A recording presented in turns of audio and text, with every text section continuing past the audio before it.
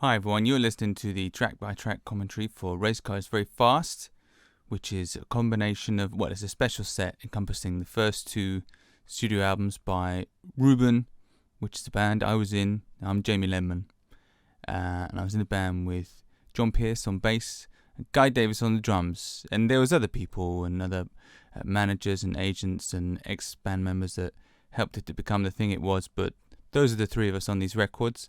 And I just want to do a quick introduction just to cover the fact why have we jammed them together in this set, because the first album was Racecar backwards with the skeletons on the front, and the second album we did was Very Fast, Very Dangerous with the big truck on the front. And this set that puts them together came about because I'd become aware that people couldn't get hold of either of them on vinyl, and so I asked the label if they'd be interested in putting them out as a 2-pack, because these two records are the records we made with Extra Mile Recordings, and I thought it would be cool if you could get them both together. I used to get those packs when I was a kid. You get like first two Rage Against the Machine albums. I got one with the first two Billy Talent albums, really cool and a nice set, and I did some new artwork for it. And now they put them on Spotify, and we're going to do a commentary.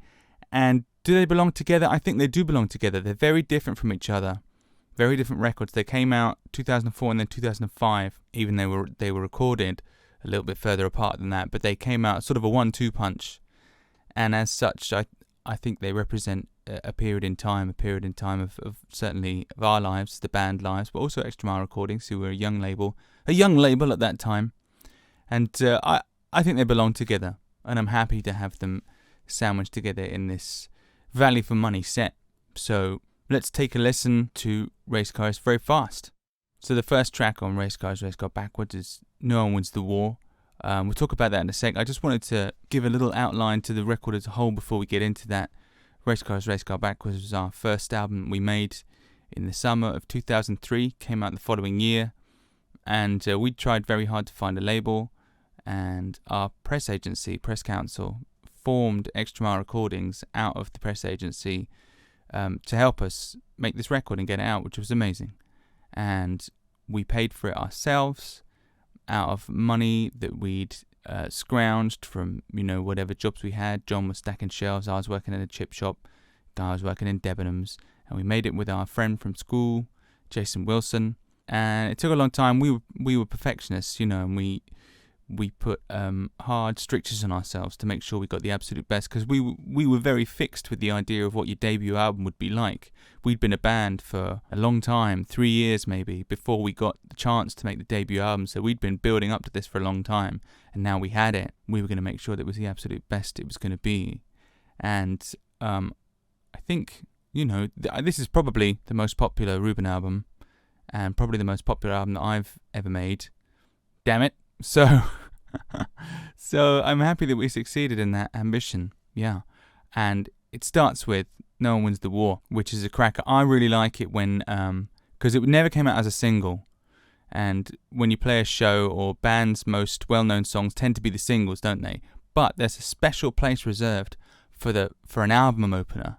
An album opener ends up being a sort of unofficial single, because people get to know it so well. Because it's the first thing you hear when you put in the record, right? So No One Wins the War, even though it wasn't a single, it feels like a single because it opens up that album. And certainly whenever we used to play it, when I play it now at my shows, it would get a huge reception. It's a good song, and it starts with that great drum fill, Guy playing the drum fill that we'd sort of stolen from Vexred, because Vexred were our buddies and we wanted to do something like them. You always want to be like your buddies. Great band. And I dig it, it's heavy, it's sort of in waltz timing, but then it's got like a bar of 2 or whatever it is to sort of, that's something I tend to do in writing. If something gets a bit too comfy, I chuck in something awkward just to keep everyone on their toes. And the drums, particularly on this album, the drums are very involved. Even though I played guitar in the band and sang, I was always thinking of the drums first, and Guy had a very hard time off me because, we pushed each other. He was a very complex player, interested in complex rhythms, and then that fed back to me. And sometimes we made too much work for ourselves, but I think it works out. Have a listen to the drums on this. Not to say that the bass isn't great. Bass very nice too.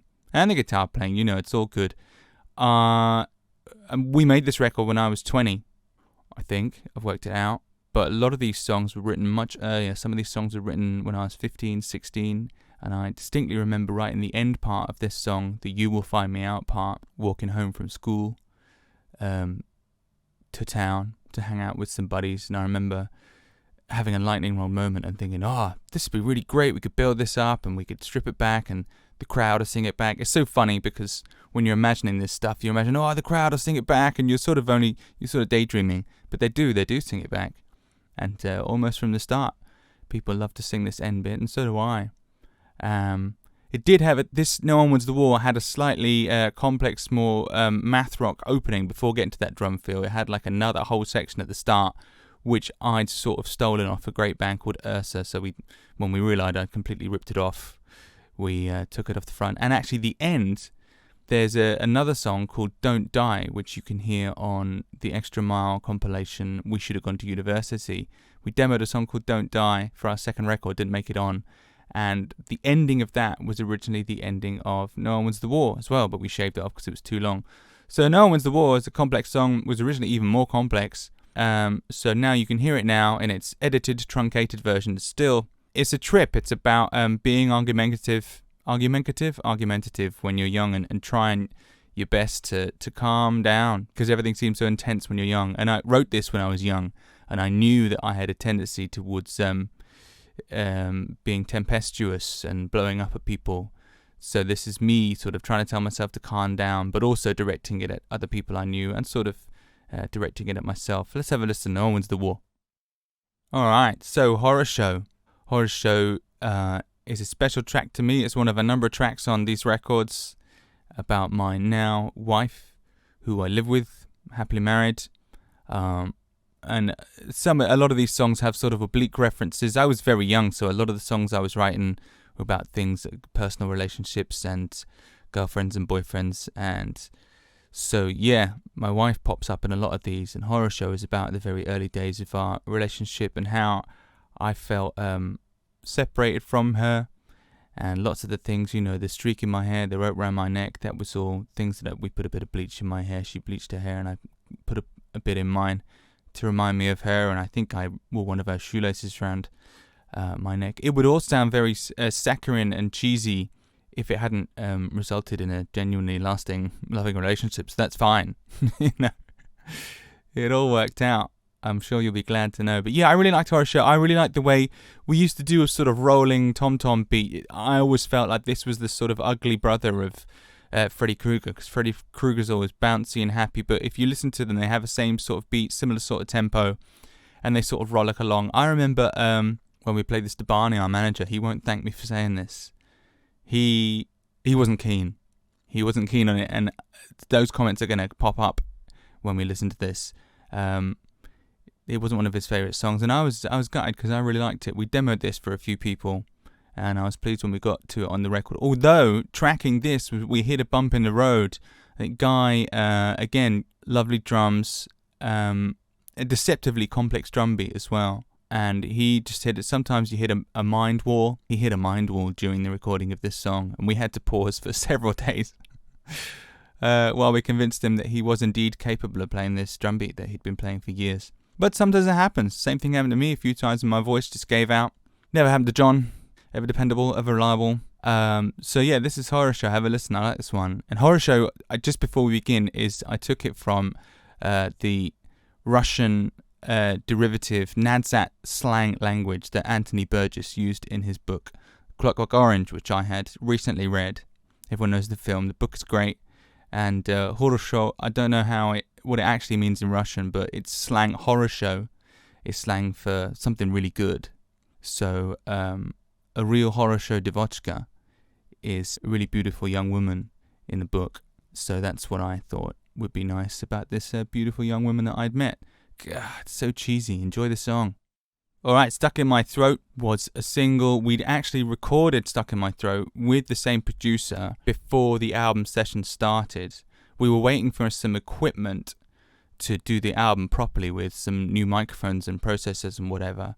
But whilst we were waiting, we needed a single. So we recorded Stuck in My Throat just on its own to put out as a single. And this version is the album version. It's slightly different. The album version has a big yell at the front, which wasn't on the single version.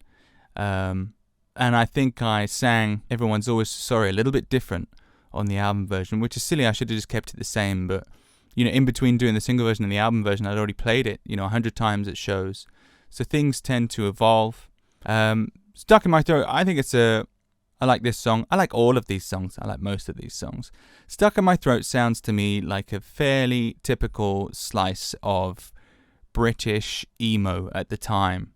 Emo and post-hardcore was sort of arm in arm at the time in Britain, in the UK. And bands like Funeral for a Friend were really grabbing hold of that and making a big deal out of it. And there was an emo sound. 100 Reasons, they sort of had a pop emo thing. And that chorus is pretty emo, but again, it's pretty good. I can't really argue with it. And Stuck in My Throat, it didn't really mean much. It's sort of generally about bucking someone up. A lot of my songs tend to be about sort of trying to encourage an imaginary friend into doing better or cheering up. And I realised later down the line, after having sung it, that, oh, really, that imaginary friend is me.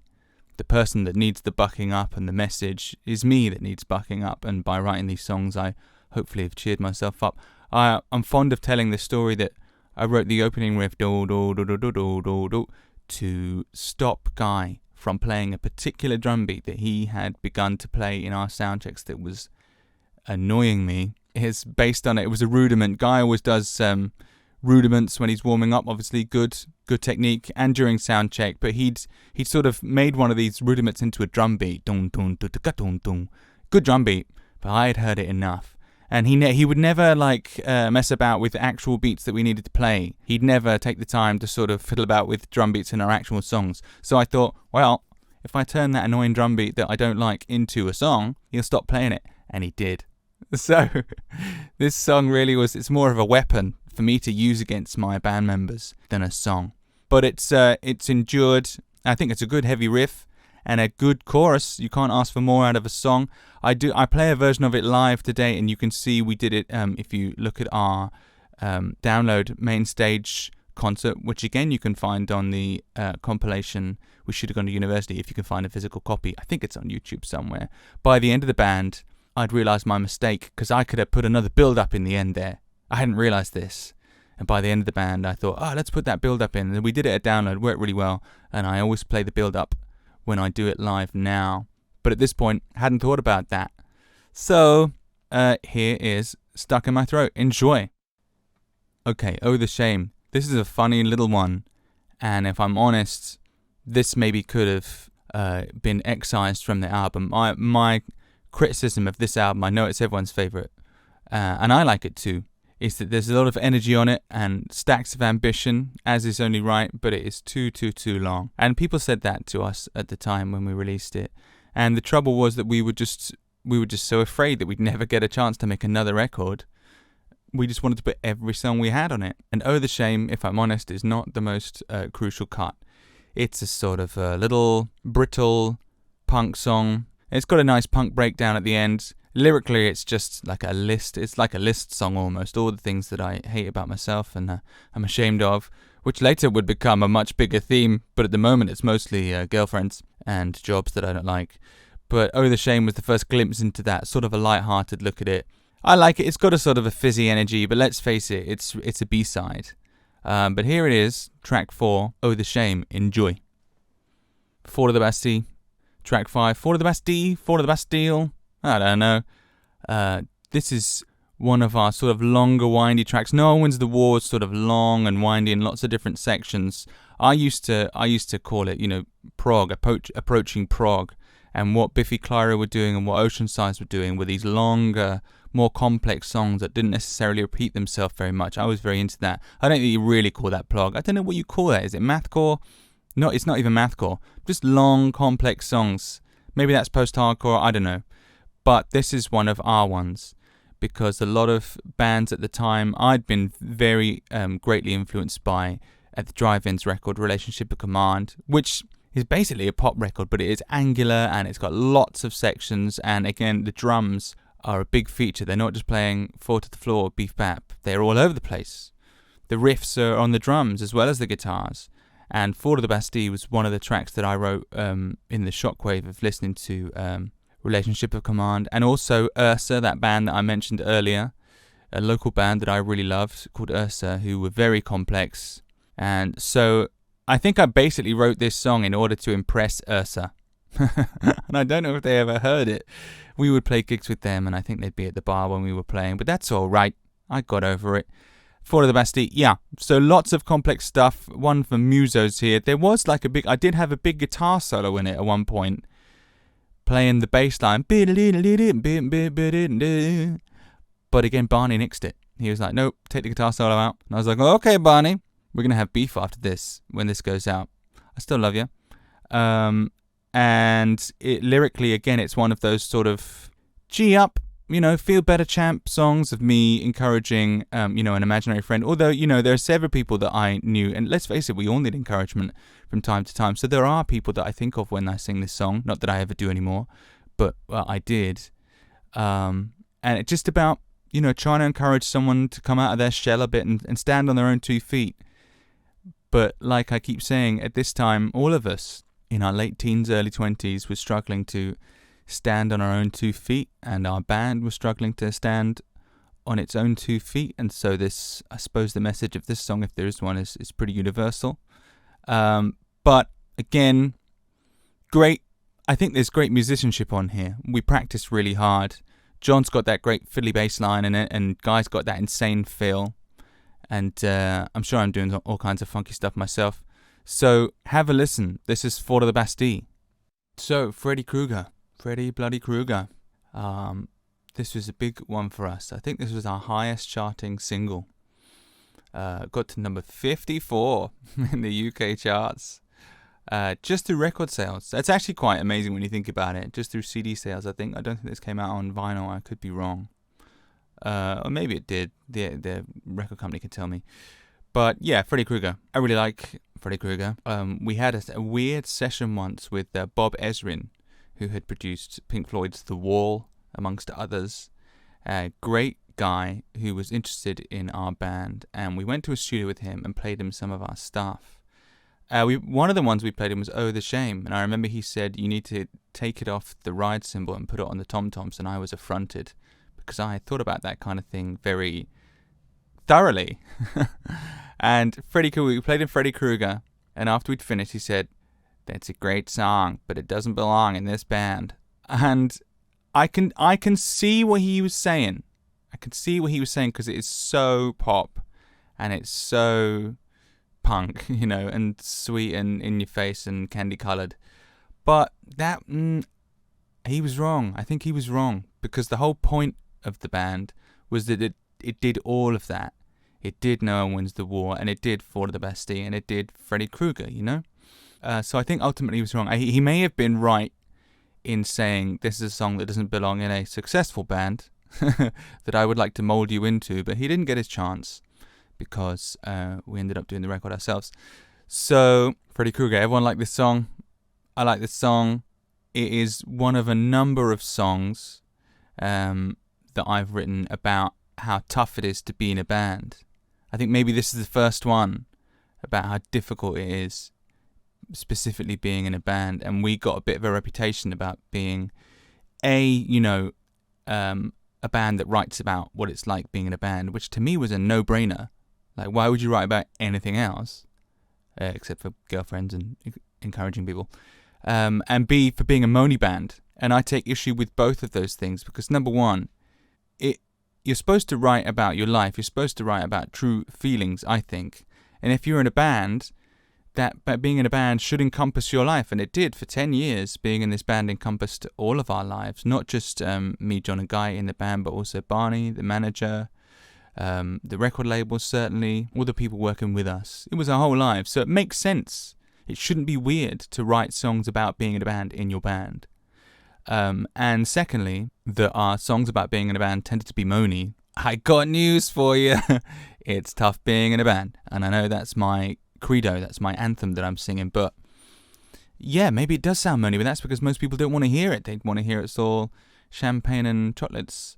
But it's not. It's tough work. And it was very series of crushing disappointments is how I would describe that being in that group. There were good moments too, and most of them were when we were playing this song live. And it was one of our many attempts to try and sound a bit like Weezer.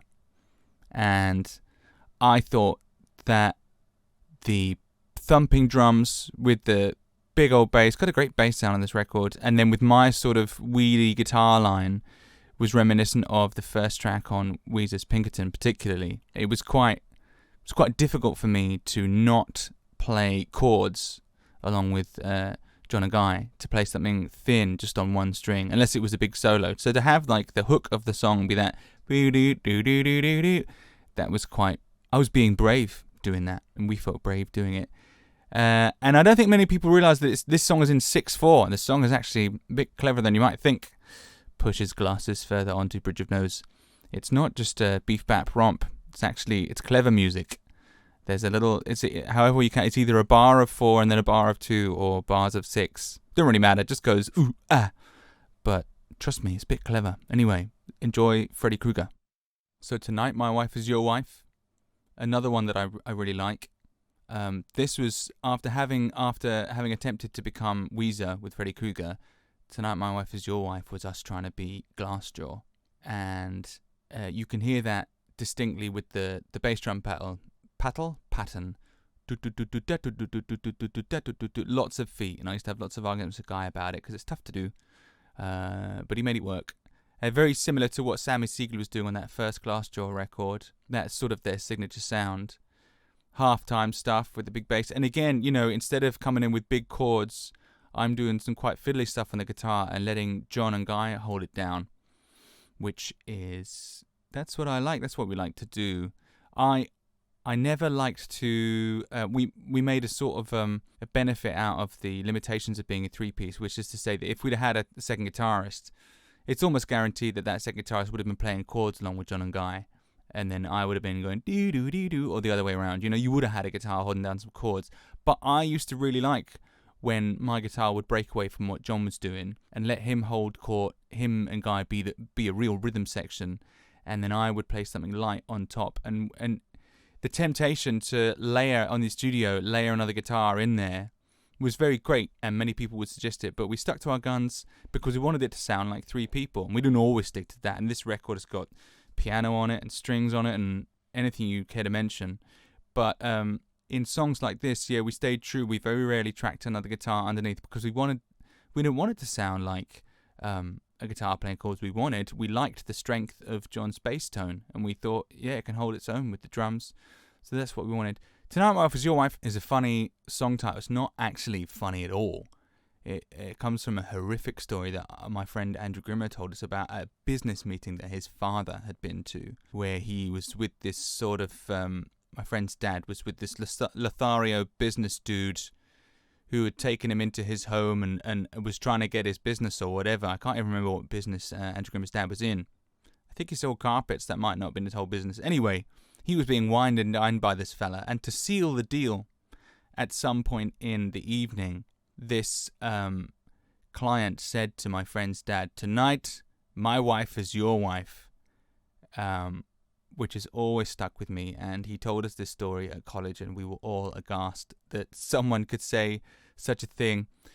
And even though it's not really funny at all, it's horrific. It sort of is so outrageous that it just stuck with us, and so we called it Tonight My Wife Is Your Wife. But the chorus actually says Tonight My Life Is Your Life, because that's what the song was about. Again, pledging your troth to someone, another poor young girl who I had fixed my sights on. And I think a lot of even the next one's about the same girl. Eating Only Apples is about the same girl as Tonight My Wife Is Your Wife. Tonight My Wife Is Your Wife is about just all the things I would do for you if you would be my girl. And she wouldn't, but that's fine. That's okay. So have a listen to Tonight My Wife Is Your Wife and think about what it would be like to be my girlfriend. Terrible. So Eating Only Apples is up next. Again, about the same girl that Tonight My Wife Is Your Wife is about. And Crimson. I wrote whole albums about her. If you get in within my Tangled Web, get ready to have songs written about you. Sorry. Most of them complimentary. But Eating on the Apples, yeah, we'd previously put it on a B-side, a different recording to Scared of the Police, I think it was. And I really like the song, and I really like the way it starts all soft and slow with John and Guy before I come in and ruin the whole deal. It's got one of them sort of buildy-uppy riffs. We were all big fans on. All three of us had quite varied taste in music, but there were a few key bands that we all agreed on. Deftones was one of them. Nirvana was another one of them, and Silverchair. We all really liked Silverchair because of what they did with the riff. They sort of took what Helmet had been doing with their big chunky riffs and made a sort of slightly leaner, poppier, teen-friendly version. And so this is one of the times that, and Tonight My Wife Is Your Wife has a sort of Silverchair-y chorus as well. But that big riff, that is actually from a very old song that we used to play when Jason, the producer, was the drummer in the band, called Screaming Weenie. I don't know if that is on a demo. You can probably download it as a demo somewhere, God help you. But yes, so Eating the Apples, it's cool. Should it have stayed a B-side? Should it be on the record? I don't know. I mean, I think this record needs trimming. And if I could pick something to trim, it would probably be Eating the Apples. And yet, it's cool. I remember reading, someone did a review of it, or one of our shows or whatever, and said of Eating the Apples, if this was any other band, that big chorus at the end would happen at least 2 more times. But they just do it the once. And I thought, yeah, because that's kind of the beauty of it, right? You said all you need to say, so I like it. Let's have a listen. Our song. Man, talking of songs that needed the chop, these 3, Eating on the Apples, Our Song, and then Let's Stop Hanging Out, let's face it, I think we could get rid of all of them. Our Song is probably, bless it, the weakest contribution on this album. And yet, it's still good. It's not a bad song. It's just not as strong as the other ones. And it's just that big metal riff and the weird, too long drum fill that Guy doesn't quite land. We spend hours on that drum fill. And in the end, we were like, let's just go with this. Yeah, there's not really much to recommend Our Song. Just a big, dumb, heavy song, a big riff. It sounds good, though. Full of sound and fury, signifying not much. There you go, Shakespeare fans. Are there any Shakespeare fans? If you've ever met someone and they said, hey, I'm a Shakespeare fan, you'd walk away. Okay, so let's have a listen to Our Song. Alright, track 10, Let's Stop Hanging Out. Again, this is a re-recording. This is the 3rd re-recording of a previously released track on this album. Weird, isn't it? Because we were in a funny position that we'd already been going. That's why I call these 2 albums, for me, Racecar and Very Fast, represent the sort of middle period of that band, because we'd already done 3 years worth of work, worth of shows and releases. We had an EP and several singles out before we even started making this album. So I see that as the sort of the early years. And some of this stuff on this first record is recycled from those early years. Let's Stop Hanging Out, in particular, had been a big single for us, where we'd recorded it previously with Paul Tipler and put it out on Bad Music, run by Rick Melia. But the label, Extra Mile, really liked it, obviously, and they asked us to put it on the record, and we said, yeah, sure, okay, we will. And I remember speaking to Ingerica at the time, because Ingerica were in a similar position to us. They were a band from Southend, the members of which I'm still very friendly with these to this day. They had been going through a similar deal. They'd been putting out singles and EPs, and they couldn't get a deal, and they couldn't put their first record together. And when they finally got around to making their first record, their debut album, 4 or 5 years after having been going as a band, it was stacked with all the songs we'd already had. They just re-recorded all their previous singles, much better, it has to be said, and the record sounded great. But I was like, those are old songs. Aren't you done with those songs? And they said to us about our album, we're scared of the police. Why isn't Stucks on this record? And they've got a point. Because you could be forgiven for thinking that if you bought Reuben's album, it would start with Scared of the Police. But we were bored of those songs by then. and so we were quite reluctant to put Let's Stop Hanging Out on this record. And I still think it was a mistake to put Let's Stop Hanging Out on that on Racecar. What we should have done, as I'm fond of saying, is we should have made a record before this. We should have recorded those songs we had 18 months to 2 years previously. Scared of the Police, Stucks, Let's Stop Hanging Out. That should have been the first album. And then Racecar makes a lot more sense as a second album. It sounds like a second album, even though it was our debut. So that's why Let's Stop Hanging Out is on here. But it's a good version, really good version. There's a weird thing when my vocals sort of fade out in the middle. I don't know how that happened. But I remember I wrote Let's Stop Hanging Out when I was still at school. And I thought, this is going to be, it's going to be a big single. And obviously I thought big single, like number one, Top of the Pops, didn't quite get there. But it was a big single for me, big single for us. So I was right to have confidence in it. When I wrote it, I thought, this is a new sound. I hadn't done anything sort of poppy, but it was also aggressive. And it was about, I don't know if many people think about what it's about. It's about saying, if you've had some sort of relationship breakdown, specifically an infidelity is what this song is about. You can't just chuck in the towel. You can't just say, well, that's it. I used to be amazed when I'd hear about these things happening. And I think, but weren't you in love the day before? And aren't you still in love now? And it's not as cut and dry as all that. So this was me trying to wrestle with complex emotions, even though it had never happened to me.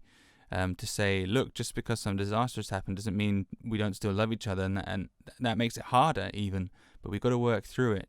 And trying to see the other person's side, the person in this situation who would traditionally be seen as the perpetrator of a crime, the crime of infidelity, trying to look at their side of it and think, well, what were their reasons? You must have had your reasons. So let's have a listen to Let's Stop Hanging Out. So Missing Fingers, favourite of mine, Missing Fingers. Another one of those sort of long ones, very post-hardcore, and another sort of attempt to sound like Glassjaw. And in fact, that opening boom is taken from an old 100 Reasons song. We used to nick all kinds of stuff from 100 Reasons and from Vex Red, so there's little tributes there. I would call them tributes, they might call them rip-offs. And don't come at me with no lawyers, it's a simple drum fill, but we did it as a mark of affection for 100 Reasons there. They don't play it anymore, they don't care. But yeah, Missing Fingers, I really liked it, long and sprawling. And again, it was about my relationship with my girl at the time, who was my girlfriend, is now my wife of many years, and about opening up your heart after a painful experience. Hey, this works quite well after Let's Stop Hanging Out, doesn't it, thematically? And that bit, I think this is the one. It's either this one or Horror Show. When Barney heard it, he said, I think that can be your favourite song, just don't play it to anyone else.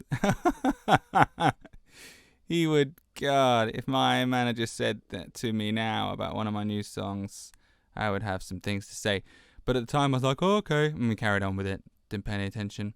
I remember thinking, because we would play with so many great bands, and they would all inspire us in different ways. And to me personally, we've heard I wrote Fall of the Bastille to impress Ursa. I think a part of me wrote Missing Fingers to impress This Girl. There was a band called This Girl who were doing a similar sort of technical, post-hardcore, jingly-jangly, aggressive thing. And I remember thinking, wish I could do something like them. So I was trying to sound like Glassjaw in order to impress This Girl, And in the end, the only person I impressed was myself. And that drum beat in the middle where it suddenly changed is the that was I ripped off Guy's drum beat that he would annoy me with for Stuck in My Throat. That was the one that I would always play when I get on a drum kit. Very syncopated. There's a lot of syncopated drums on this record and in lots that I write. But we were very drum focused back in Reuben, poor Guy. And so you got your right hand's playing the constant, then your feet and your left hand are playing some weird shit out of time. But I enjoyed it. And he used to have a little piccolo snare that would go pong. And we lost that pretty quickly, but it sounds good on Missing Fingers. Anyway, have a listen to Missing Fingers, hardcore.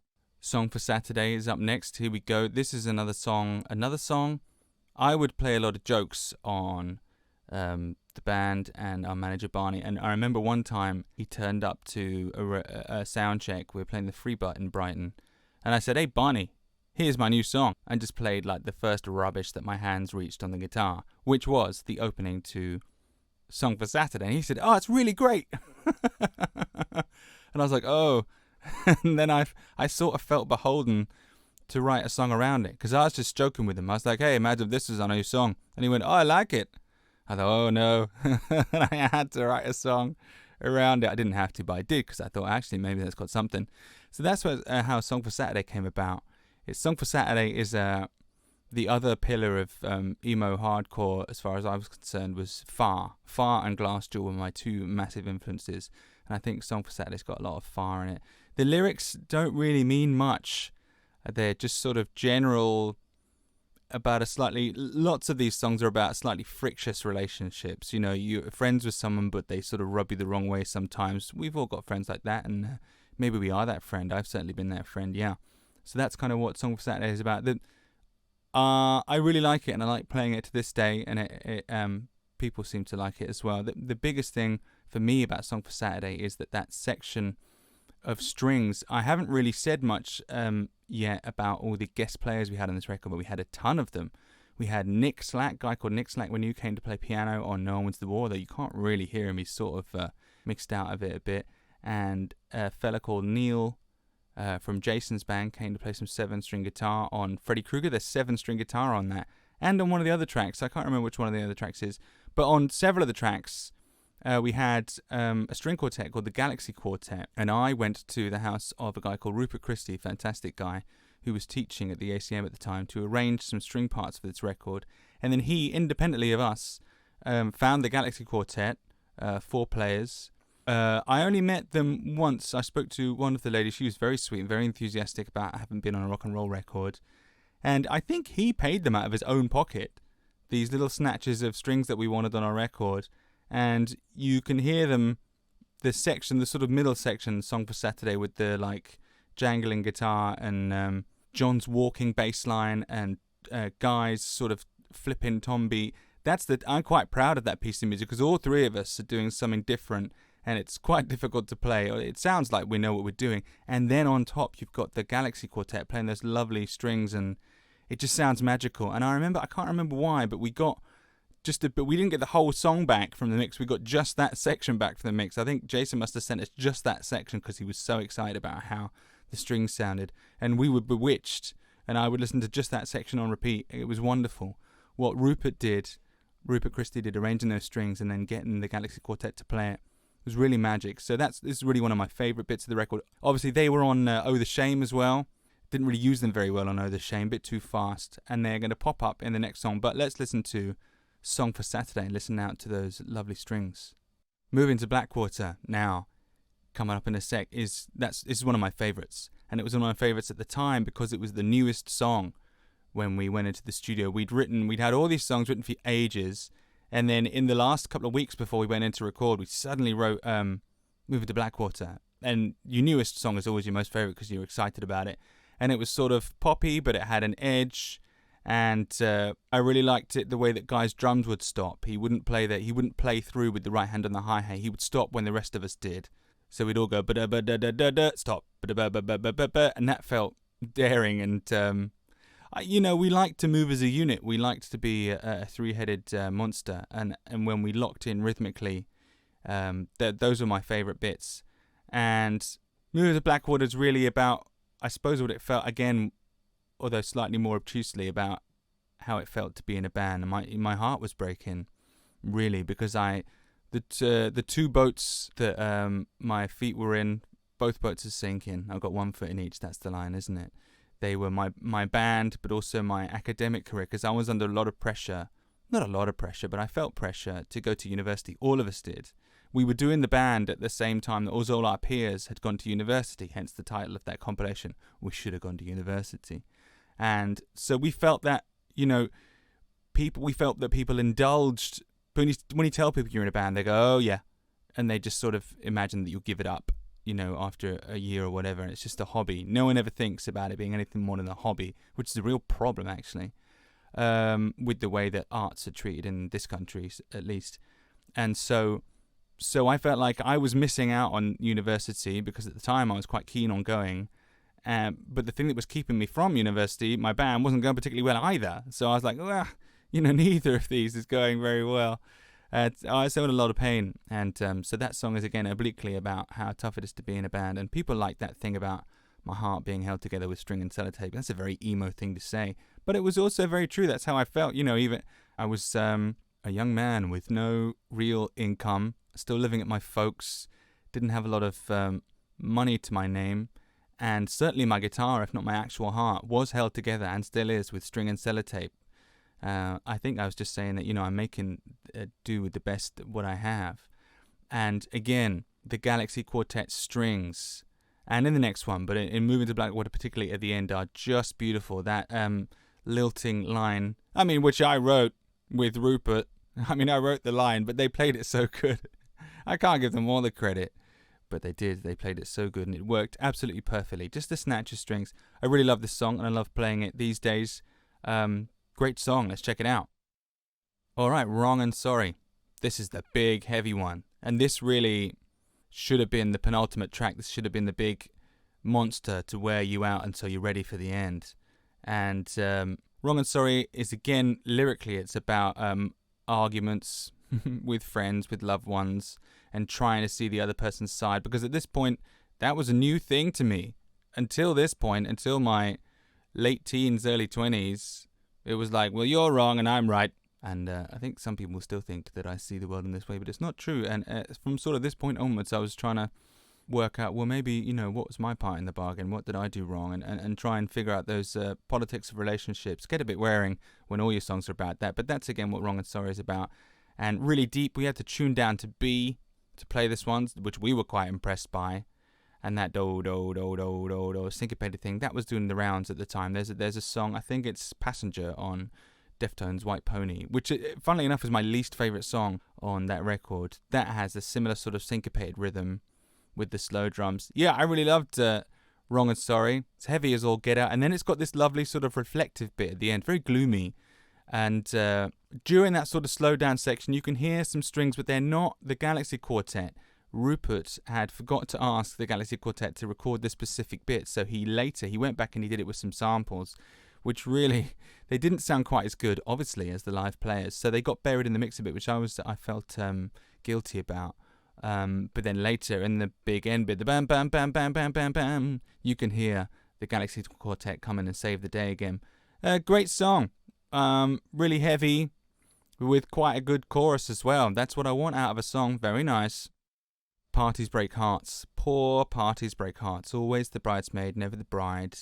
We were saving Parties Break Hearts. We knew that it was a killer single, and we loved playing it, and it used to get a good reaction live. I think a lot of people sort of, when they think about Reuben, they tend to think of the singles. People think Reuben were a punk band, which slightly annoys me because I think we were a lot more complex than that, which you can hear from this record. But if all you've heard is like Freddy Krueger and Moving to Blackwater and the singles, and from the next record, Kick in the Mouth and Keep It to Yourself, yeah, okay, you could get the idea that Reuben's sound is all sort of 4/4 common time beef bat punk songs. And we did that to ourselves. That was our own fault because those were the singles we put out. Parties Break Hearts should have been a single, and we had it in our repertoire when we were recording things like Scared of the Police, and we put out Stucks instead. Why? Instead of Parties Break Hearts. And the reason was we were waiting for the big record deal. We knew that if we put out, or we suspected if we put out Parties Break Hearts as a single back then without a label behind us, it would get swallowed. And I know now that it wouldn't have, because Scared of the Police didn't get swallowed. People still talk about that today and still play that today. And Parties Break Hearts would have been a killer second single, but we just thought, let's save it for when we can do it properly. And by the time we got a deal and a label and made our album, there it was, back in the corner. Poor old Parties Break Hearts never got its chance. So we bunged it on the album, and we shouldn't have. It doesn't belong on the album, and it certainly doesn't belong between Wrong and Sorry and Dusk. Those two should have been the penultimate and the final tracks on this record. But there's Parties Break Hearts.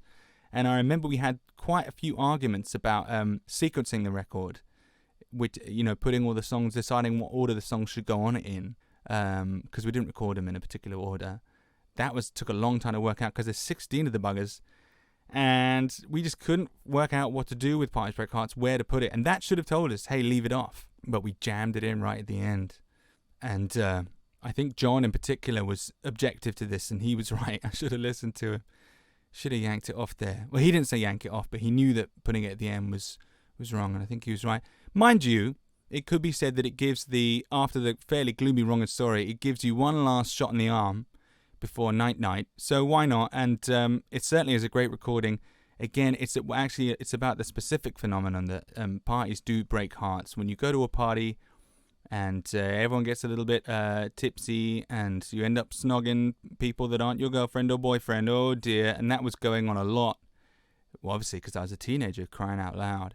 And every single party I went to, somebody would be crying their eyes out because their beloved had gone to a special coat room with someone else or whatever. And even people that hadn't told the other person the way they felt about them, you'd still, the hookups at parties, watch out, because they will break your heart. I'm telling you the truth, and that's what this song is about. So let's have a listen. Alright, last track on the record, Dusk, track 16. Jesus Christ. I really like Dusk, actually. And I think it's a very good album closer. I mean, it's designed to be an album closer, isn't it? Well, I didn't mean it to be an album closer, but when we went in to make the record, we were like, and Dusk will probably be last. And it was about, again, Dusk is another one of the ones not quite so obvious with Move to Blackwater, just about how hard being in a band is. I remember we were all the way up in Aberdeen, and we were sitting having dinner, and I was talking to the other two about it, and again, about what to do about going to university. And I was saying, maybe we could go to university and then, like, come back. It seems silly now. Now I'm 38. Now we're all, do you want to be 39? Guys, 37, I think. I don't have our birth certificates to hand. But how important that seemed at the time. And it wasn't even like, I make it sound like our folks were breathing down our necks saying, when are you going to go to university? They didn't even say, when are you going to get a proper job? Our parents were actually very supportive. I mean, to varying degrees. They never said, quit the band, give up on your dream. They never said that. But everyone else did. Popular culture did. That was what the message you got from movies and TV and from the way people talked about being in a band. It was always a pipe dream. And so we felt tremendous pressure to kick in the band. The longer and longer it was taken. And we had this dinner in Aberdeen. We were miles away from home. And we were talking about what we were going to do because we needed to go to uni. We just assumed that was the life plan. Never even considered, hey, maybe you don't have to go. And one of the other guys, I can't remember which one, was like, I can't do that. You know, if we break the band to go and study or whatever, I'm not coming back to it. And I thought, oh man. And there was a real moment where I thought, oh, maybe this is it. And I thought the band was finished. And that's The Stars Have Gone Out from Behind Your Eyes. That was the other guys. And so I was really upset, and I thought, oh, maybe the band is over. So it's quite fitting to have it as the last track. And that sort of, I think it's a really good song. A bit mopey, but then I was mopey. And in particular, that piano ending. God. It's really, on the one hand, it's syrupy and it's laying it on really thick, right? But on the other hand, it's all true. We weren't putting it on. We really did feel completely hollowed out by the music biz and what it had taken to get to this point. So when I said all that stuff about one day I'm going to fall asleep for weeks and I'm going to give back everything I took, you know, we were always asking favors of people and always relying on the kindness of strangers, as it were. That takes a toll. It takes an emotional toll to always be on the back foot and always be owing people, even though no one was, you know, tapping their ledger books and saying, when are you going to get this back to me? We even borrowed money to make the album.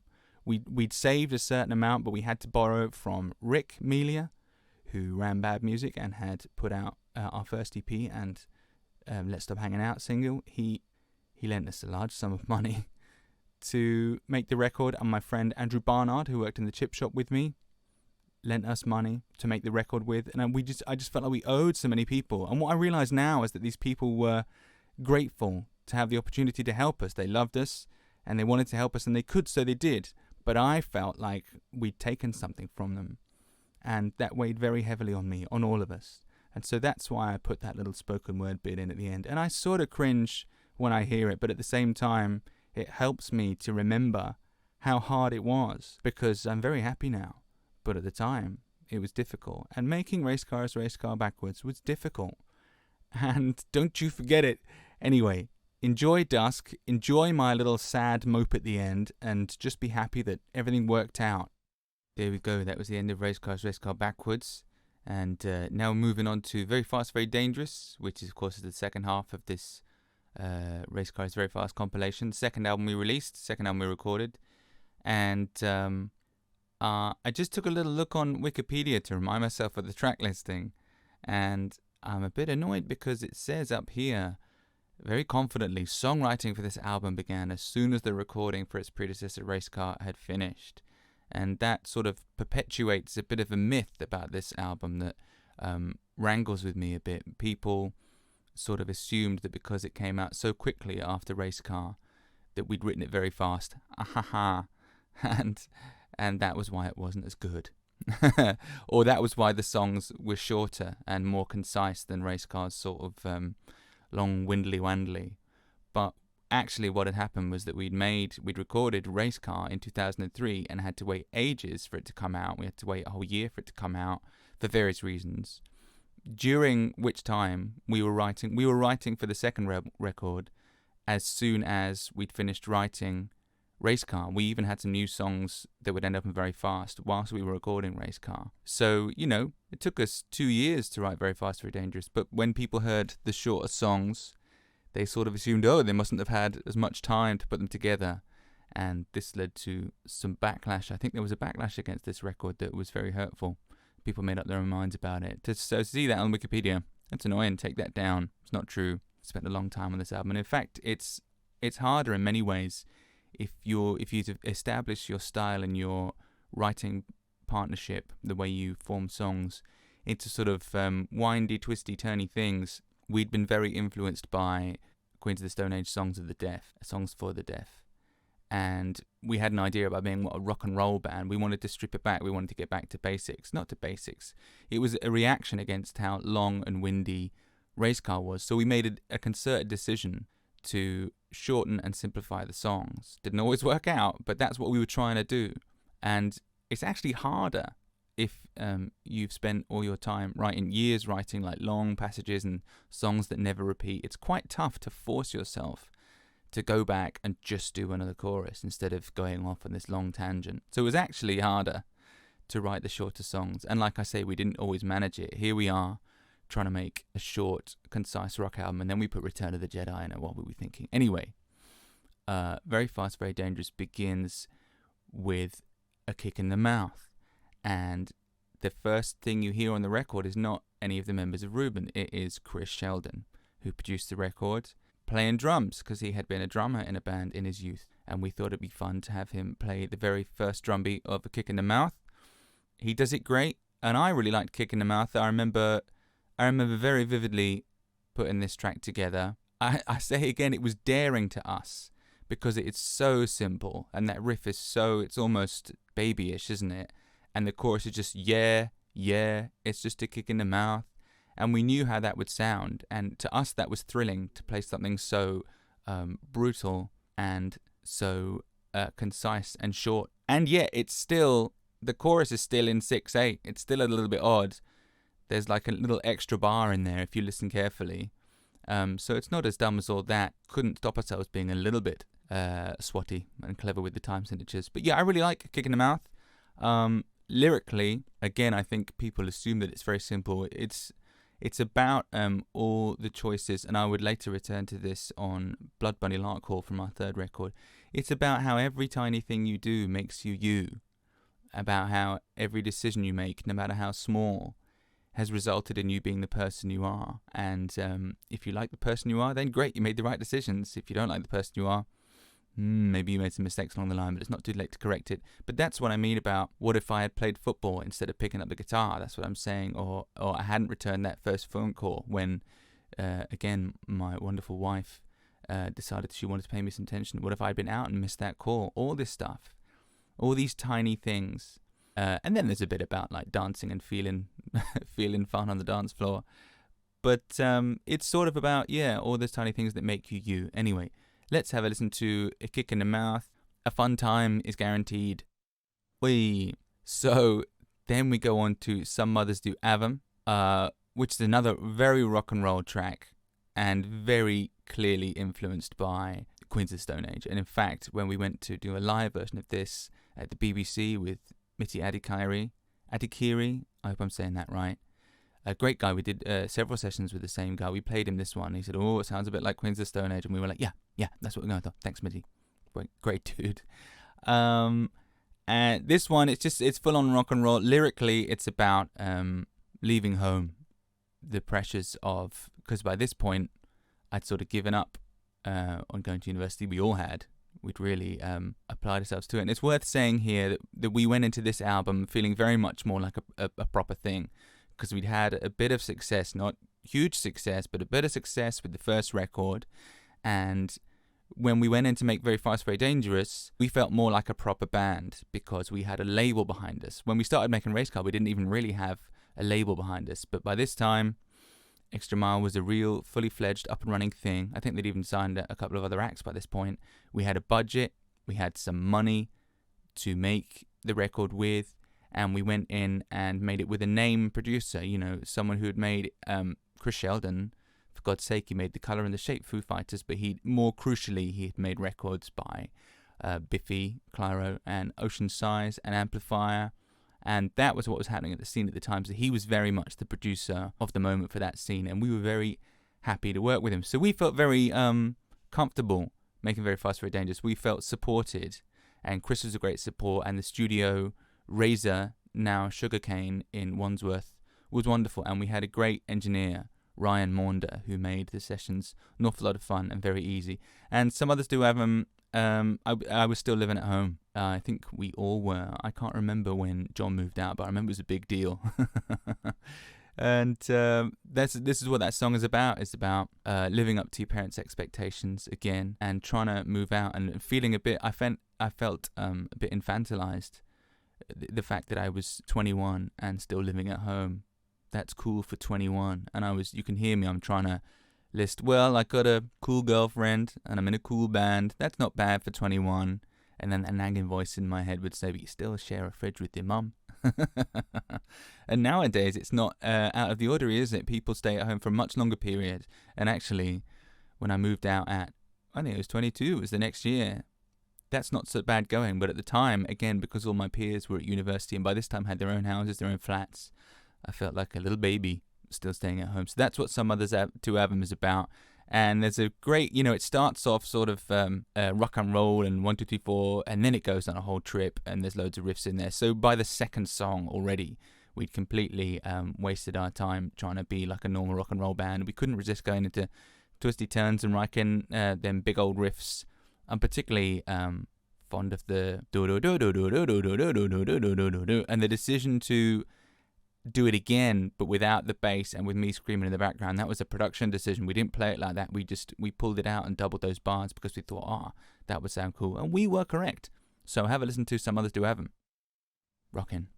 So now we're going to Best Enemies, which I adore Best Enemies, and it is the start of my slide into, in terms of songwriting, into sort of a melancholy. I started to really get into melancholy at this point, and lots of my favorite artists, people like Gemma Hayes, and also I know a lot of people don't really think of this when they think of that band, but Madness, it's not all Baggy Trousers. Most of Madness's output, if you listen to the album tracks, is incredibly melancholy, and even Baggy Trousers has a certain melancholy to it. But Best Enemies I thought was a sort of a whiskey-soaked, Chris Sheldon called them the whiskey-soaked ballads, and I made it too busy with that guitar intro. But I think everyone comes off good in this one. Everyone sounds good, and I like the big chorus. The song is all about how perhaps you might know some people yourself, or you might be in this situation yourself where in a romantic relationship that really is no good for you. And people do tend to stick together out of the fear of loneliness, and by God, I've done that myself, and I can't blame you. But it was not really accusing anyone. These things are never really to single anyone out, just to make everyone think, wait a minute, just step back from your own situation and think, is it making me happy? Why am I in this?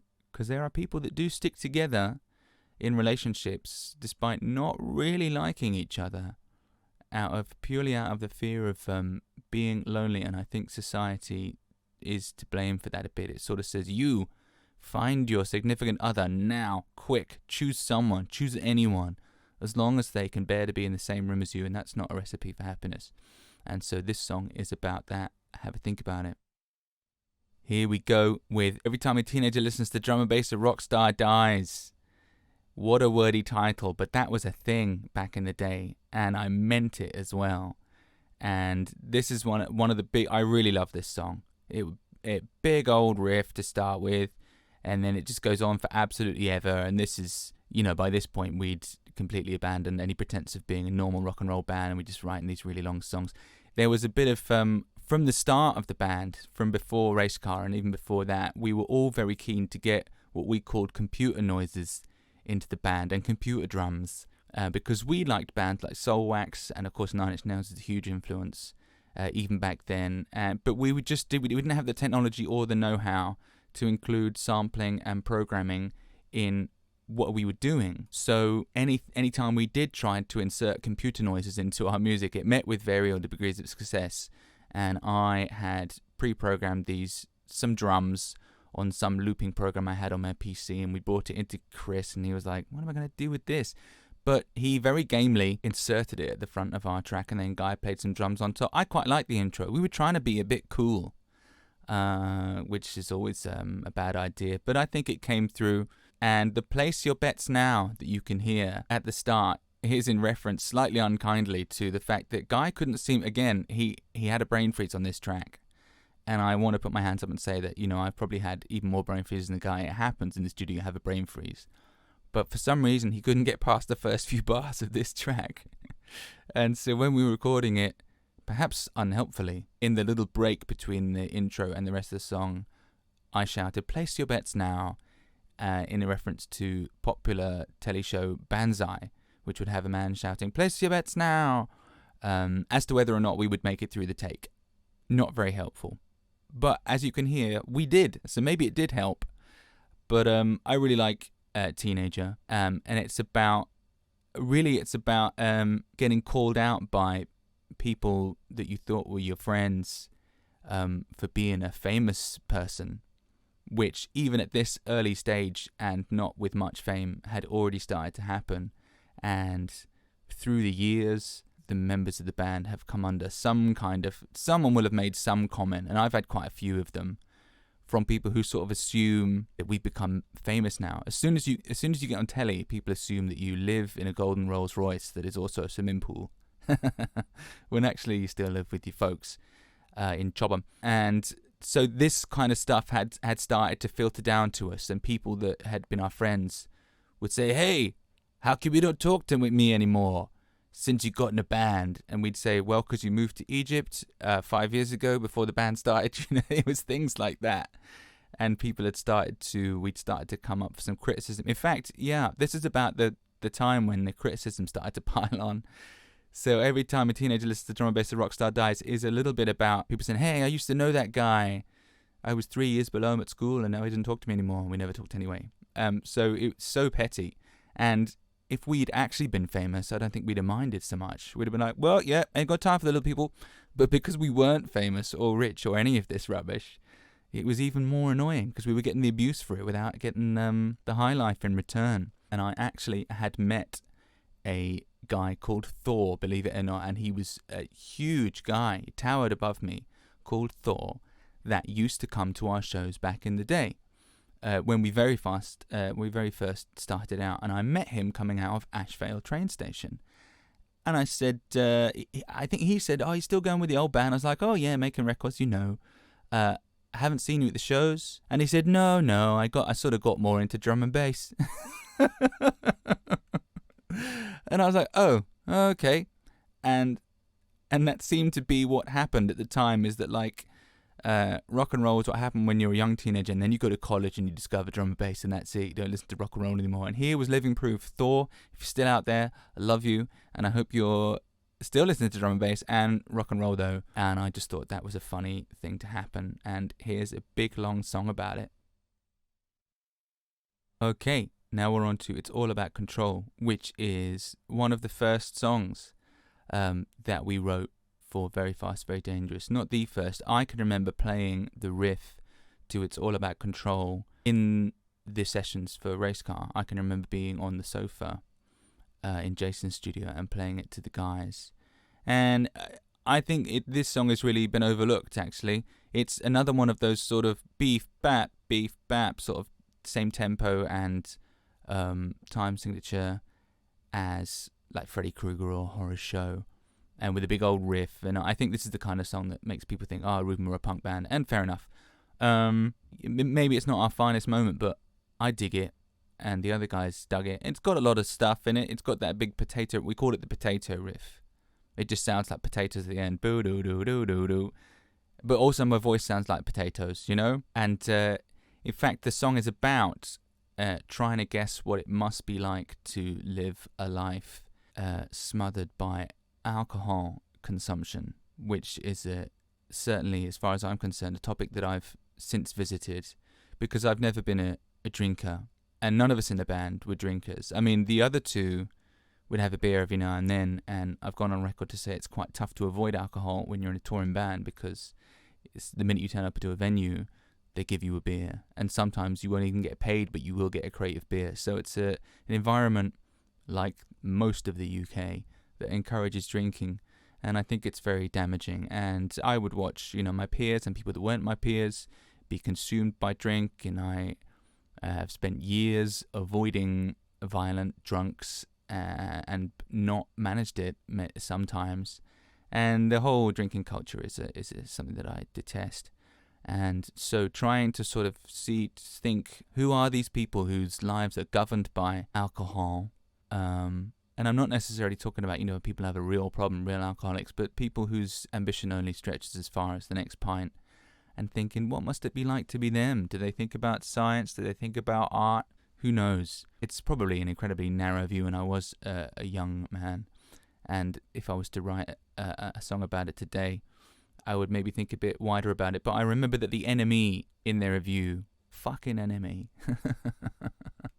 in their review of Very Fast, Very Dangerous, they said, after having listened to maybe just this track, they said, this is a stupid album full of songs about getting drunk and starting fights.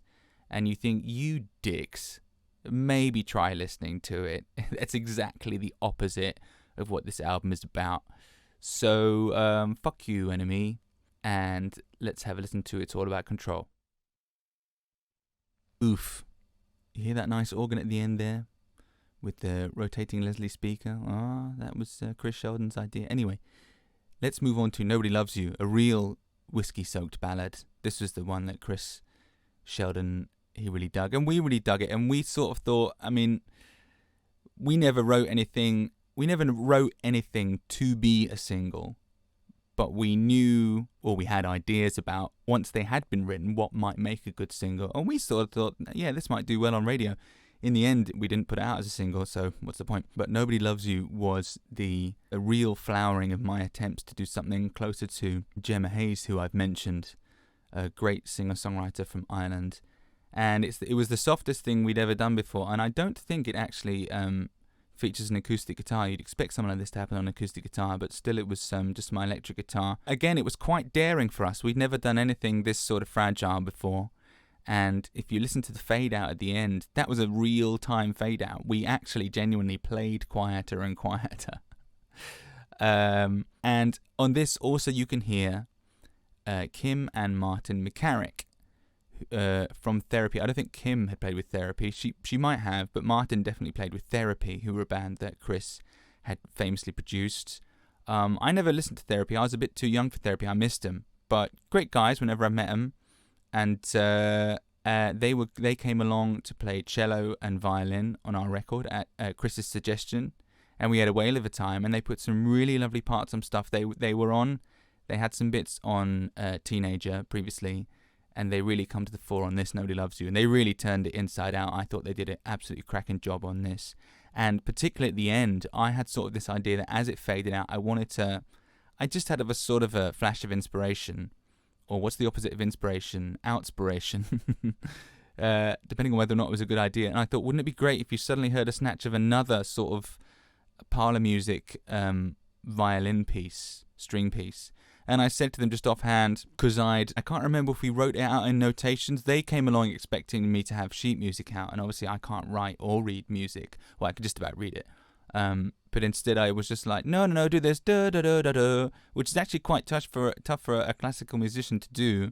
But they were very adaptable, and after a bit of crossed eyes, they got right onto it and played the parts. But then when I said, just make something up, I just said, hey guys, just make something up for the end. They were like, what?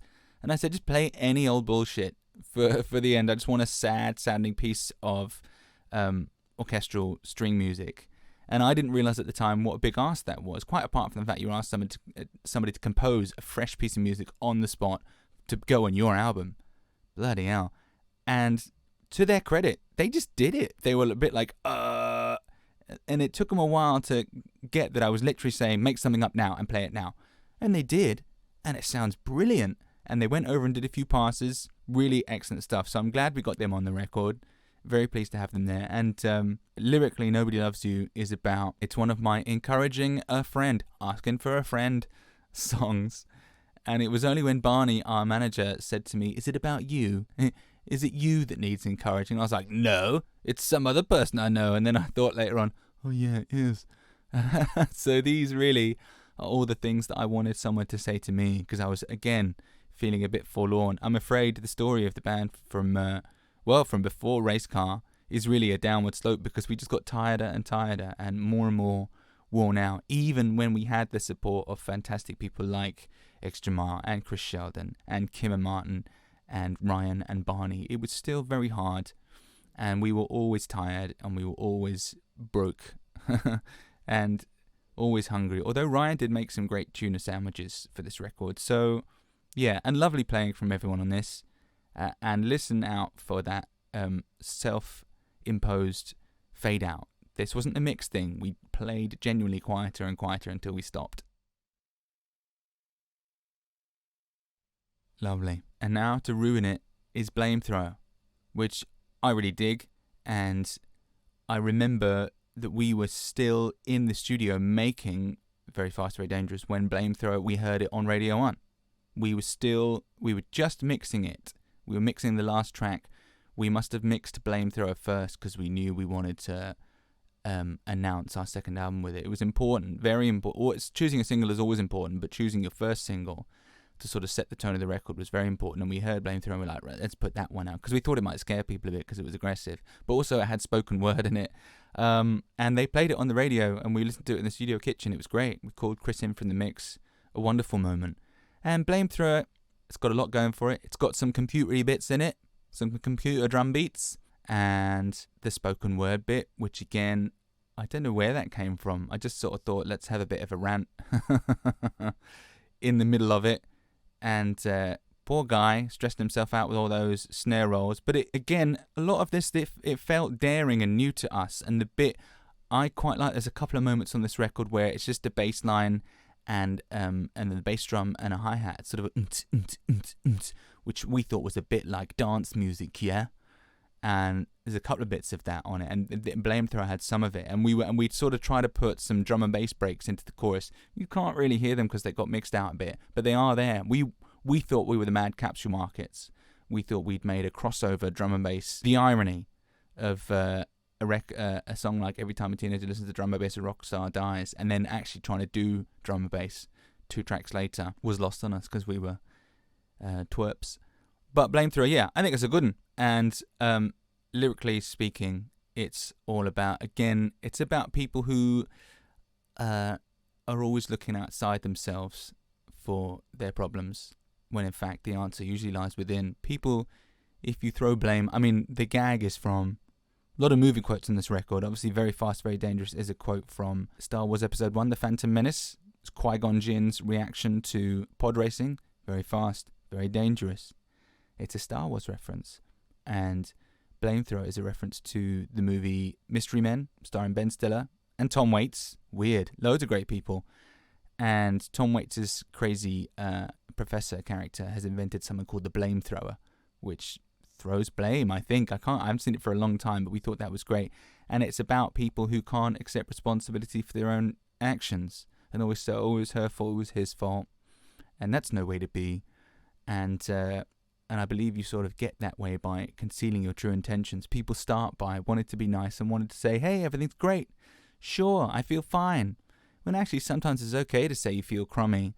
And I think that if you carry on wearing a sort of a fake smile all the time, your insides get all jumbled up, and then you say things you don't mean, and then you end up not understanding why your life is crummy. So watch out. tell the truth, really. Even if the truth hurts, tell the truth. And that's what Blame Thrower is about. Or keep it to yourself. I'll tell you a secret, people listening. Keep It To Yourself was the first track that we wrote for Very Fast, Very Dangerous. We wrote it, I can still remember, we wrote it when we were practicing on the farm. We used to practice in a porter cabin on a farm just outside of Farnham. And we were just in the closing days before going in to record Racecar, but we had this riff, which originally was Take It By Myself. Take it by myself. Didn't mean anything. And we liked it because we thought it sounded like Nirvana. And it does. But we knew we weren't going to be able to finish it quite in time to go on Racecar. And that's good because it suits Very Fast, Very Dangerous. It suited this sort of stripped back verse, chorus, verse, solo, end approach that we were taking. And it was the first track that we played, first track we recorded for Very Fast, Very Dangerous because it was the oldest. By the time we went into the studio to make the record, we'd had this one for the longest, so we felt the most certain about it. So we started recording with that, a fun track. I really dig this one. And I remember The Enemy said, God, I really got it for The Enemy. The thing is, The Enemy, they focus more on writing pithy, funny, clever reviews than actually talking about the worth of the music. And, as someone who now, oddly enough, has ended up writing reviews himself for various publications, I can see the worth in that. And I could see the worth in it then, and I would rather have an inventive slagging than a boring hype piece. And I gotta hand it to them. Enemy, even though I don't agree with your opinion on the single, they said, Reuben, keep it to yourself, their singles reviews. Somebody need to tell these guys that grunge is over and we lost. And fair play, Enemy, because that tells you all you need to know about the single. We were trying to bring grunge back not even 10 years after it had finished. And they were exactly right. So on the one hand, I got to hand it to you. Yeah, good review. But we liked it. And I still like it. And I still like playing it. And we had fun making the video. And of course, Ryan, the engineer from the album, plays the man in the video that we are following around. And it's sort of about Keep It To Yourself. It's similar to Blame Thrower. It's sort of me getting on my high horse and telling people how to behave, which I try not to do so much anymore, about there's people who love just stirring the shit, There are people who get a real thrill out of coming up to you and saying, hey, he said your hair was rubbish. And you think, what is in this for you? He can tell me himself. His hair is terrible, and I can't speak these days because my hair is genuinely bad. But there are people who delight in spreading gossip and bad feeling. And I would like those people to go away. And so this is my way of saying, keep it to yourself. Just if you can't say nothing nice, don't say nothing at all. Okay, here we got Lights Out. Lights Out is a big one. Lights Out is a very, it started as a sort of a rock and roll riff. This is rock and roll. I remember playing it to the band and they were not super impressed because, it went against type. Even this early on, we were trying to go against type and some of the experiments didn't come out. And there was sort of a reggae number we were tossing around for this record that later got turned into Ambulance on the third record. At this point, it was a slightly reggae number and it didn't get very far. But we were trying, and even though we sort of hated, this was the era of the garage bands, right? Everything was Theirs, and Sum 41, who would later do a Disastrous tour with, sent it up in their video about the Sums. And it did seem that unless you all wore matching suits and called yourselves the Somethings, you didn't get a look in. And that caused us great consternation because we were never in fashion. We never tried to be in fashion. And we found ourselves fighting an uphill struggle even within the industry. So even, we'd been fighting an uphill struggle to get a start in the industry, to get into it. And then when we'd got a foothold, it turned out there was no room for anyone that didn't all have matching haircuts and call themselves the Pipes or whatever it was.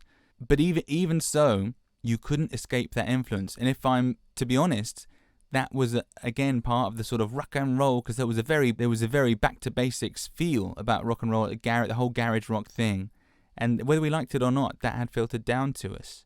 So when I got that opening riff to Lights Out, it's all very high on the guitar, and the bass comes in. The bass is up the octave instead of down the octave. It's quite light, and quite zippy.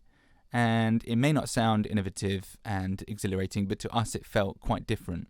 And so it starts pretty rock and roll, and then it goes on this whole long journey filled with a million riffs forever. It's really good. I really like Lights Out, and it manages to be like fast and exciting, but also quite cerebral and maybe a bit clever. Possibly. I might be patting myself on the back too much. But we always have fun playing it. It's too fast, isn't it? God, poor guy. And he has to play all the hi-hats as well. I didn't let him off playing just quarter notes. He's playing eighth notes. Very difficult. And I think he's playing 16ths at some point as well. Anyway, always just enjoy playing this one. And lyrically, Lights Out is about when I was in the last days of a damaged relationship. So, there's a lot about relationships in there. A relationship which, if I'm frank, I wasn't completely committed to. A brief period of being on my own and then finding my now wife. And so it's a sort of a realizing what needs to be done to make a move in your life. And then with a bit of luck, finding that special someone that hopefully you go on to be very happy with. So we've gone back to relationships here. But I thought it needed to be said, and it's what I was going through at the time. It's got to be said here, I didn't really let John and Guy get a look in on the lyrics, and I don't think they even knew what I was singing until it came to put the lyrics down on the record. I never wrote them out for anyone to see, so it must have been quite a surprise to them. Maybe sometimes they finally could hear what I was singing, and I hope nothing that I said rankled with them. I think on occasion we did have conversations about things that I was singing that they felt didn't represent them, and in those instances, we found a compromise. But most of the time, in fact nearly all of the time, they left me alone to my lyrics, which was very generous of them. And so a lot of the songs that tend to be about my girlfriends, which must be weird for them if someone says, "Oh, hey Guy, what are all the songs you play about?" And he say, "Oh, some dude's girlfriends." But that's what happens. Lyricists, at least for the early part, it tends to be a lot about romantic endeavours and whatever, especially if you're a kid, which I was. Alpha Signal 3. I remember we'd been to Razer previously with Chris and Ryan to record a new version of Scared of the Police. There was some plan to put out a Europe-only EP to push us into Europe, and the label asked if we would re-record Scared of the Police, which we thought was a weird plan, but we couldn't see why not, so we were like, yep, fine. We went in and did it, and really it was a sort of a test to see how we would get on with Chris and indeed Ryan, and it was a success because we did the record with them. But I remember at that session was when the first time, when we were setting up, we jammed through Alpha Signal 3, and I thought, oh, this is great. And then later on, Charlie from Extra Mile came to one of our rehearsals in North Camp, and we played him Alpha Signal 3, and I think just on the basis of that song, he said, great, go make the second record. And so I was really enthused about it, and it's a great number. I still like it these days. Very fast. I thought it was sort of our answer to Jaworski on WHVN, the second Willhaven album, which is another fast and loose metal song. And of course Alpha Signal, because we'd had two previous songs called Alpha Signal 7 and then Alpha Signal 5. It was just a cool thing to call a thing, slightly arty, slightly obscure. And when you don't have a name for a song, you might as well call it Alpha Signal something. And one of these days I might write, in fact, I'm going to tell you now, there is an Alpha Signal 9, and it is heavy as all get out, but I haven't found a record to put it on yet. So there is another Alpha Signal song that I wrote, a couple of years ago. Alpha Signal just means a heavy old song. And it was a coup for us because we got Carl Middleton to come and sing on it, which is just unbelievable because we loved Carl's band Earth Tone 9, and I still do. And they're still about, actually, Earth Tone 9. But they just finished by this point, and Carl was in the blueprint, and we asked him to come and sing on Alpha Signal 3. We weren't even best of buddies. I don't think we knew each other particularly well at all. We'd done a tour with Simon, the drummer. I don't think we knew Carl very well, but he came along and he sang his lungs out, and it was a real treat to have, one of our heroes, let's face it, sing on our songs. We'd never had anything like that before. And for the merest few seconds, when it's Carl singing and not me, I could hear it as an actual song, because I don't know what it's like for everyone else, but whenever I hear recordings of music that I've made, it just always sounds like a demo to me. It just always sounds unprofessional. It sounds like me singing one of my stupid songs, and I can't hear it the way anyone else hears it. Because I always just hear my stupid potato voice on it, ruining it. So then when we got Carl to sing his bit, it suddenly sounded like a song. And I think the other two felt the same way because they got used to my voice as well. And it always just sounded like, Jamie flapping his lips all over our nice playing. So I think everyone was really hyped. And I feel the same these days when I get guest vocalists and stuff. When I got Justine on a track, or when I got Illiman, those are the bits that sound like a real song because it's someone else singing it. So I think we were all enthused by that. And we just had a great time. And the song lyrically is just yet another sort of romantic entreaty to some imaginary paramour, some kind of ghost lover that either you regret having left or that you are obsessing over your lost days with them. A little bit like Memento, the way the fella from Memento sort of keeps the hairbrush in his wife's book and all that as these sad little reminders of the person that he's lost. I was sort of imagining that, wallowing in what it must be like to lose a loved one, having never had that happen to me. So it's a bit of a fantasy. And again, I don't think Carl knew what he was singing, but he did his absolute best and he sounds great. Let's have a listen. Good Night. I gotta say, I do like Good Night, but it might be one of the weaker ones on the record. We thought it was fun because it had a sort of beep, bat, little bit disco to it. And I liked the do-do-do, a little bit similar to, Freddy Krueger, where the bass does one thing and the guitar just a little lick again and again. And like on A Kick in the Mouth as well, when the guitar follows the vocal. We thought that was daring to not have the guitars following the bass on the chords and to separate them out. And also in that second verse as well, I liked the bit where it's just the and John's big bass line, holding the whole thing down. We liked that. But yeah, maybe the chorus is a bit rubbish. I don't know whose idea it was to just sing Good Night again and again. It just felt like it had a groove. And I just wanted to say good night, have a good night again and again. Although the song is about not being able to sleep. The song is about something which still plagues me and plagues a lot of people with insomnia anyway. But specifically the insomnia caused by endless, repetitive, unfinished ideas for songs that you have in your head. And it's still, last night I couldn't sleep because of all the unfinished songs that just bounced around my head, wouldn't let me get a wink. And, this has been happening to me for years and years, and it happens to lots of people. And that's what Good Night was about and how my life was at that time, which was, the only job I had really was working at a chip shop, and I didn't have to be there till 4, so I would regularly sleep until 2 or 3 p.m., drag myself out of bed, go to the chip shop, work till 11, stay up watching movies until, 5, fall asleep, and then wake up in the middle of the day again. It was a crazy time being young, and that's what Good Night is about. So get ready for the phrase Good Night about 72 times. Enjoy. Here we go. So now we come to Reuben's magnum opus, Return of the Jedi, 7.5 minutes long, whatever it is.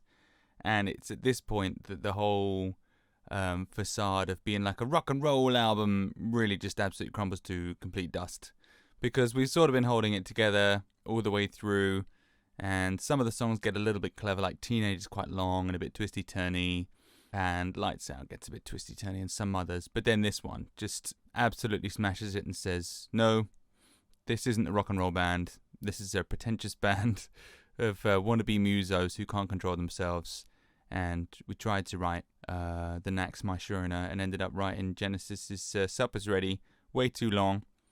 But it is what it is. I sort of feel like maybe sometimes I think if we'd have left Return of the Jedi off Very Fast, Very Dangerous, it might have been a better album by itself on its own merits.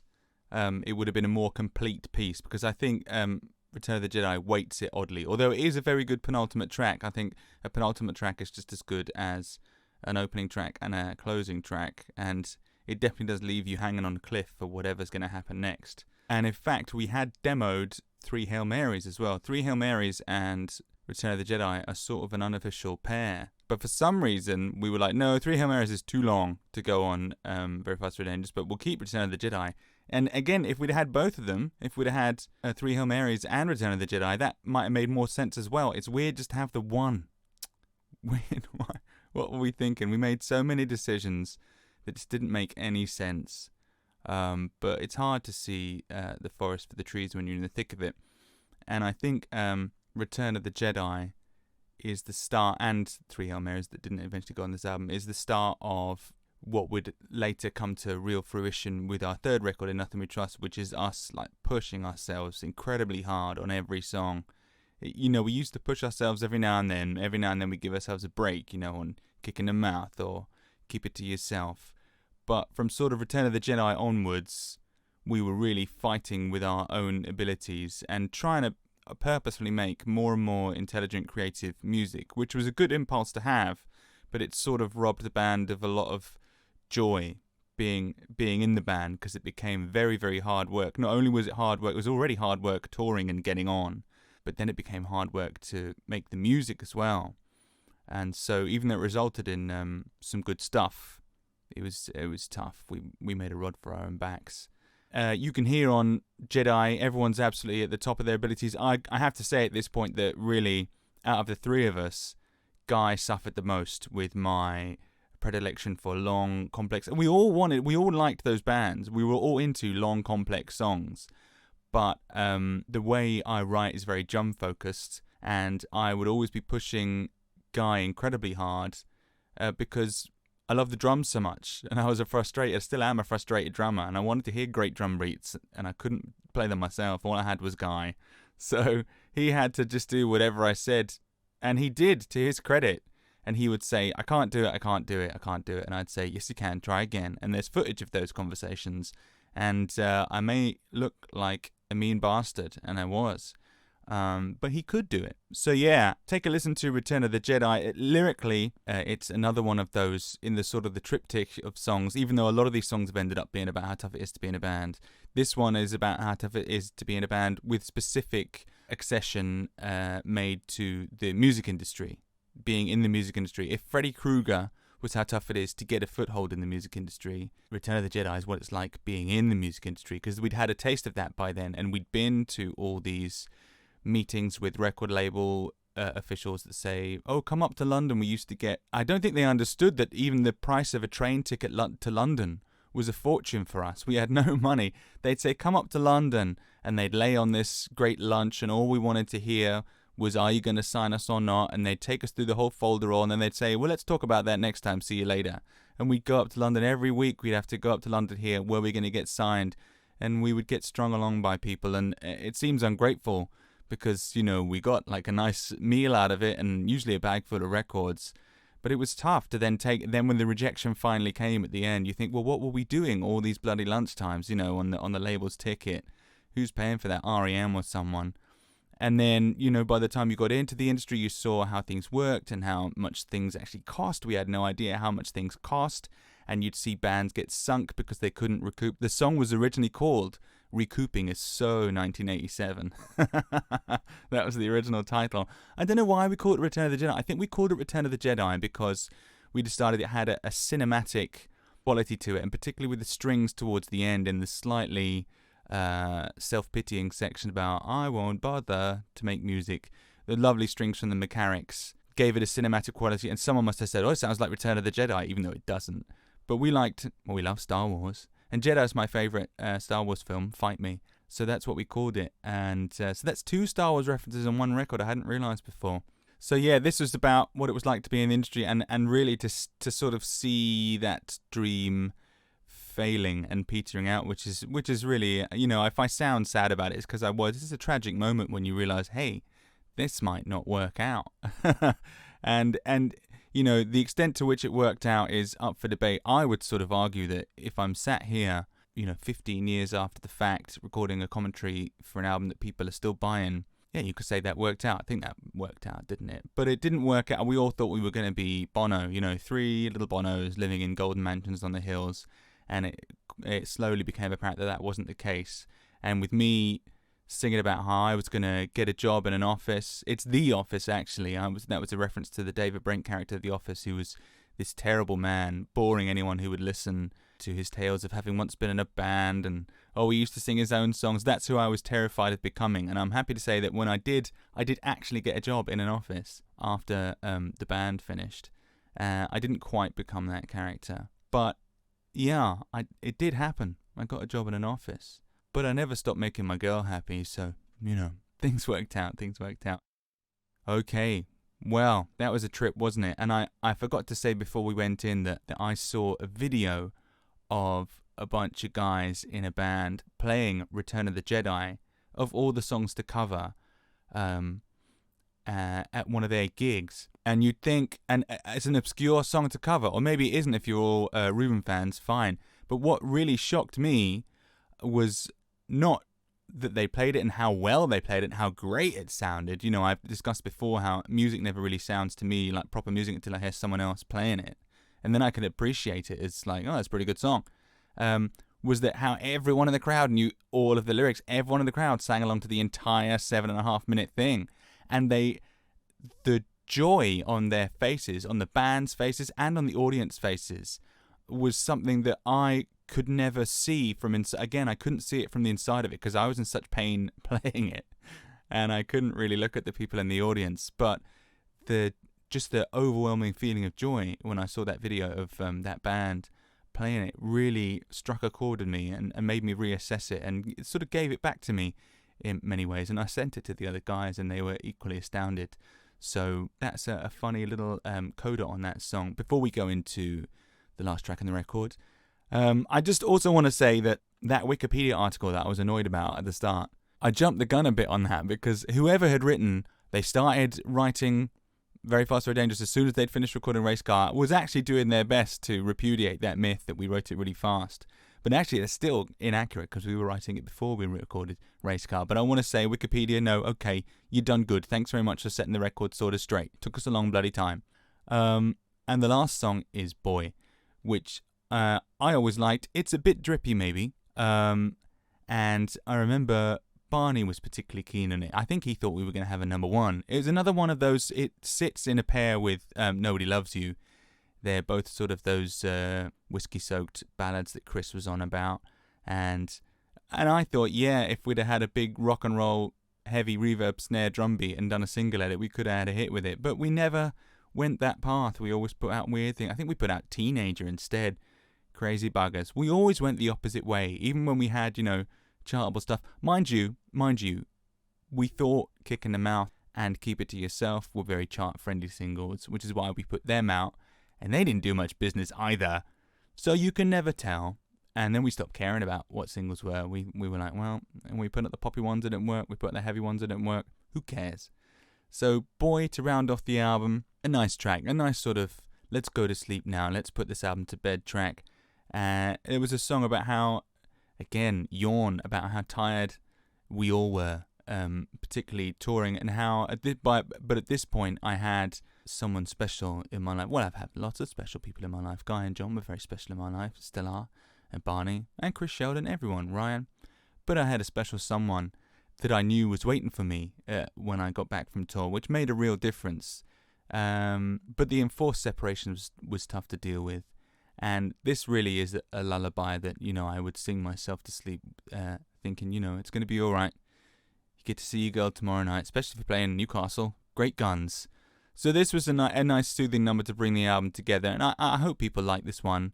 I dug it out recently to play, and I had a good time doing it. So have a listen to Boy and lull yourself to sleep.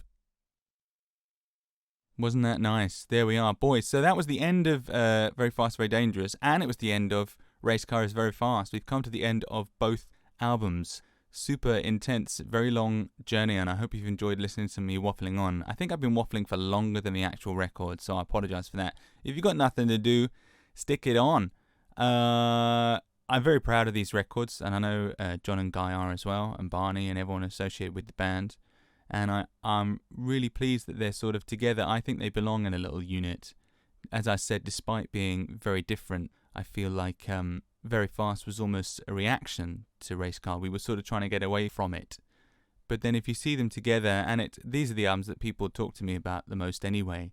And we didn't realise at the time, but actually the exposure that we got from both these records on MTV, or more properly MTV2, played a large part in reaching people. We sort of thought the days of MTV were over. But actually they were going through a small renaissance with MTV2, and the amount of people that have come up to me and told me that they first saw our band on MTV2 playing one of the singles from one of these records. We didn't really get any MTV play with the third record. So it's these records that really strike a chord with people, and I'm very happy to celebrate them in that regard. Other records are available, but I hope you've enjoyed these two. And if you have enjoyed them, consider dropping a 20 on the vinyls, because the vinyl package is really something, and I made some new artwork for it, and everyone's very pleased with it. So give it a go. Enjoy yourself. I'm sorry if the waffling has been too long. I'm sorry if I've said any things that other people connected with this disagree with. My phone is always turned on, and you can call me and disagree with me. We'll have a big old fight, and then hopefully we'll have some fun times afterwards. Thanks very much. I've been Jamie Lemon.